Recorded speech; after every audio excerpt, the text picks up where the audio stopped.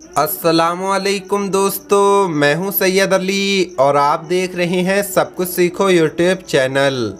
दोस्तों, आज की इस वीडियो में हम बात करने वाले हैं हज़रत अली ने फरमाया रमज़ान में शैतान कैद हो जाते हैं लेकिन फिर भी लोग गुनाह क्यों करते हैं। तो दोस्तों, ये सवाल आपके दिमाग में भी ज़रूर आता होगा।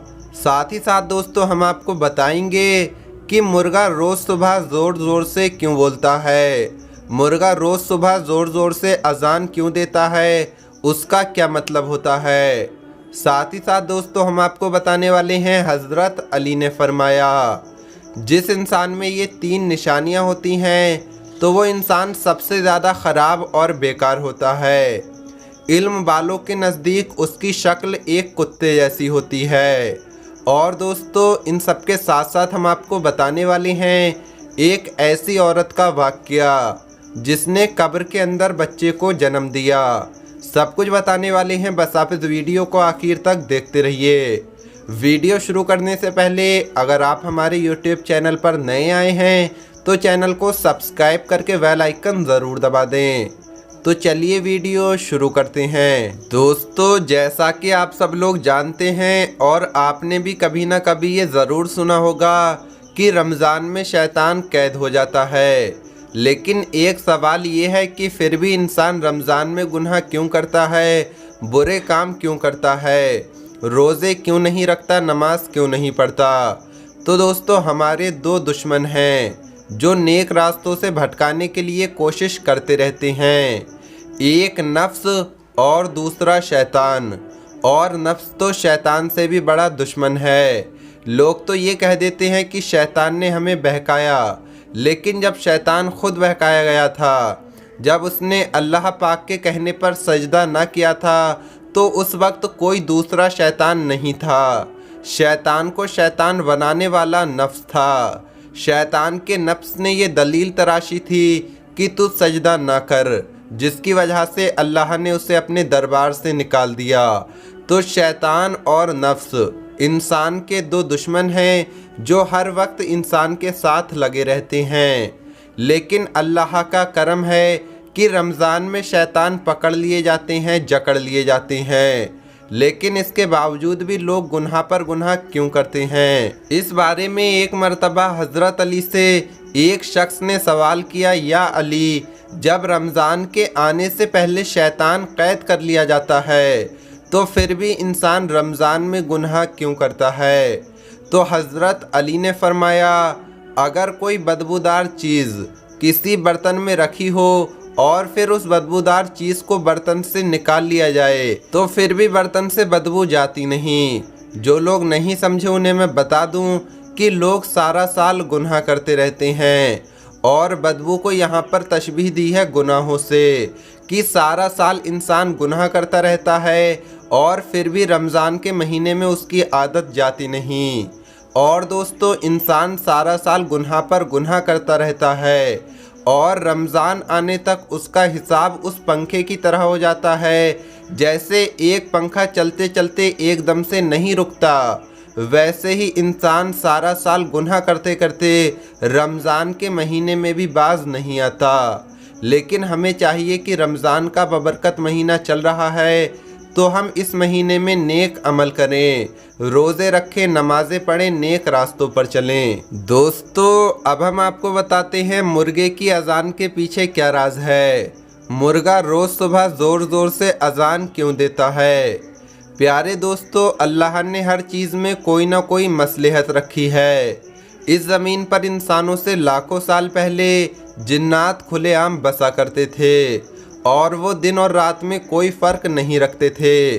और जब अल्लाह ने ये चाहा कि इंसान को इस ज़मीन पर भेजा जाए तो जिन्नात पर ये हुक्म नाफिज किया कि वो रात के लिए महदूद हो जाएं। लेकिन जिन्नातों ने इस बात को नहीं माना। बिलाखिर फरिश्तों और जिन्नातों की जंग के बाद जिन्नातों को रात के लिए महदूद कर दिया गया और उस वक्त ये परिंदा यानी कि मुर्गा आसमानों में उड़ा करता था। अल्लाह ने इस परिंदे को चुना और इसके उड़ने की ताकत को कम करके इसकी आवाज़ को और भी ज़्यादा बुलंद कर दिया ताकि इसकी आवाज़ दूर दूर तक जाए, और इसको ये जिम्मेदारी दी कि ये ज़मीन पर रहे, और जब जब रात इख्तिताम को जाए, दिन करीब आने लगे, तो अपनी आवाज़ से ये हुक्म नाफिज करे कि जिन्नात का वक्त ख़त्म हुआ और इंसान का शुरू। और अल्लाह ने इस परिंदे की आँखों में कुव्वत वलाब भी रखी। ये फरिश्तों और जिन्नातों को देख सकता है। जब जब ये किसी जिन को देखता है तो बुलंद आवाज़ से कहता है कि जाओ यहाँ से, यहाँ इंसान बसते हैं। याद रखना, अगर किसी इंसान पर जिन का हुलूल होने लगे तो उसके करीब करके इस परिंदे की आवाज़ को सुनाया करो, क्योंकि इस परिंदे की आवाज़ में अल्लाह ने इतनी हैबत रखी कि इससे जिन्नात भी डरने लगते हैं और दूर भागने लगते हैं। दोस्तों, अब हम आपको बताते हैं हज़रत अली ने फरमाया, कुत्ते जैसे इंसान की पहचान क्या है। कुत्ते जैसे इंसान में ये 3 निशानियां होती हैं। हज़रत अली के पास एक शख्स आया और कहने लगा, या अली, बद से बदतरीन और ख़राब से ख़राब तर इंसान की पहचान क्या है। तो हज़रत इमाम अली ने फरमाया, बदतरीन और सबसे ख़राब इंसान की पहचान ये है कि उसके अंदर निजिस बीमारियां हों। याद रखना, अल्लाह किसी को ख़राब नहीं करता। इंसान की आदतें, इंसान के बुरे आमाल इंसान की शख्सियत को ख़राब कर देते हैं। तो वो शख्स कहने लगा, या अली, वो निजिस बीमारियां कौन सी हैं। बात जब यहाँ तक पहुँची तो हज़रत इमाम अली ने फरमाया, याद रखना, जिस इंसान के अंदर ये 3 बीमारियां हों तो उससे बदतर इस ज़मीन पर कोई नहीं। तो उसने कहा, कौन सी बीमारियां। हज़रत अली ने फरमाया, पहली बीमारी कि वो अपनी ज़बान से लोगों का दिल दुखाता हो। दूसरी बीमारी कि वो दूसरे इंसान की कामयाबी से जलता हो और बार बार उसके लिए नफ़रत रखता हो। तीसरी बीमारी कि वो ख़ुद की खूबियों पर फ़ख्र करता हो। याद रखना, जिस इंसान के अंदर ये 3 बीमारियां हों तो आरिफ लोगों के नज़दीक उसकी शक्ल एक वहशी कुत्ते जैसी होती है, और अल्लाह की लानत उस इंसान पर बरसती रहती है जब तक वो कब्र में दाखिल नहीं होता। और रोज़े महशर भी वो वहशी कुत्ते जैसा उठेगा और लोग उसे दूर से पहचान लेंगे कि यही है वो इंसान जो अपने आप को मोहतरम समझा करता था। यही है वो इंसान जो इंसानों की नेमतों पर जलता था। यही है वो इंसान जो अपनी जवानी से इंसानों का दिल दुखाया करता था। दोस्तों, अब हम आपको बताते हैं कब्र में बच्चा पैदा करने वाली औरत का वाक़या।